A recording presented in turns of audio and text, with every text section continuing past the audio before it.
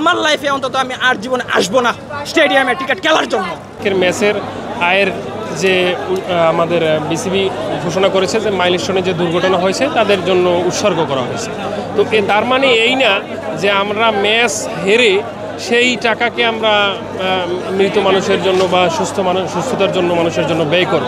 বলবো কিছু আমি বলবো আমি আসছি এই কলমাকান্দা থেকে, দেশের এক মাথা থেকে এখানে আসছি, আইসা থেকে টিকিট নাই। কালকে বিকালে ঢুকছি, টিকিট নাই।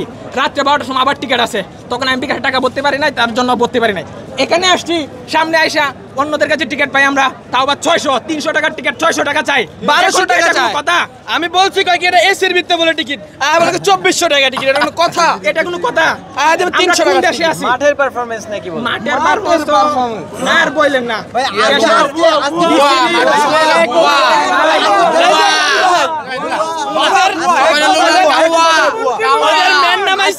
বিসিবির গার্ড দিয়ে আছে, আমি বলবো মুস্তাফিজকে আমাদের আজকে দরকার ছিল, সাকিবকে আমরা দরকার ছিল।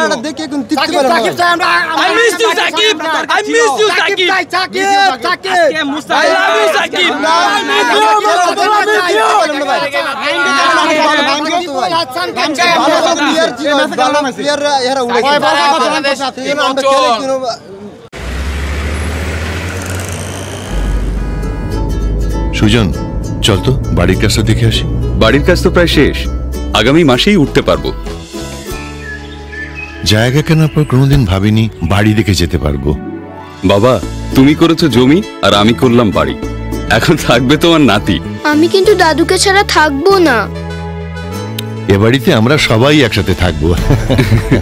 বসুন্ধরা সিমেন্টের দৃঢ় গাঁথুনি গড়েছে 3 প্রজন্মের এক ঠিকানা। শক্তির মানদণ্ডে উত্তীর্ণ বসুন্ধরা সিমেন্ট। বসুন্ধরা সিমেন্ট, প্রজন্মের বন্ধন। অনুমান মাঠে কোনো একটা কিছু ষড়যন্ত্র আছে, তাই বললে পাকিস্তান দুইটা এই জন্য আজকে ওদেরকে ইচ্ছা কইরা সবাই যারা বলে, আমি এটাই বলি অবশ্যই ফিক্সিং এর কোনো ষড়যন্ত্র থাকতে পারে, না হলে আমরা 300 টাকার টিকিট 600 টাকা দিয়ে কেন কিনবো? তাও আবার চেক করছে না, তোমার ফোনে ভিডিও আছে, এই আছে সেই আছে, পানিটা আমার দিল না, বাবার টাকা দিল। এটা কোনো কথা? খুবই হতাশ। আর আমার লাইফে অন্তত আমি আর জীবনে আসবো না স্টেডিয়ামে টিকিট খেলার জন্য। প্রথম থেকে শুরু থেকে খুব খারাপ লাগছে, এটা একটু মানে খারাপ পিছনের কারণ দেখতেছে।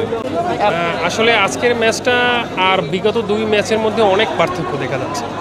কারণ আজকের ম্যাচটা কিন্তু আপনারা জেনেছেন ইতিমধ্যে যে আজকের ম্যাচের আয়ের যে আমাদের বিসিবি ঘোষণা করেছে যে মাইলস্টোনে যে দুর্ঘটনা হয়েছে তাদের জন্য উৎসর্গ করা হয়েছে। তো তার মানে এই না যে আমরা ম্যাচ হেরে সেই টাকাকে আমরা মৃত মানুষের জন্য বা সুস্থতার জন্য মানুষের জন্য ব্যয় করব। একটা দলে 6টা পরিবর্তন আমার মনে হয় না যে নির্বাচকদের এটা ন্যায্য একটা নির্বাচক কমিটি।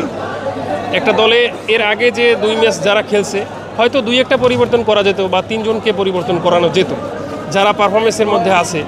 প্রথম ম্যাচে তাসকিনের পারফরমেন্সটা খুবই ভালো ছিল, সেই তাসকিনকে কিন্তু দ্বিতীয় ম্যাচে আর খেলানো হয়নি। আবার এই ম্যাচে যে 6 জনকে তারা স্কোয়াডে রেখেছেন, আমার মতে এই দলের স্কোয়াডটা সুন্দরভাবে সাজানো না কারণেই আজকে বাংলাদেশে হার।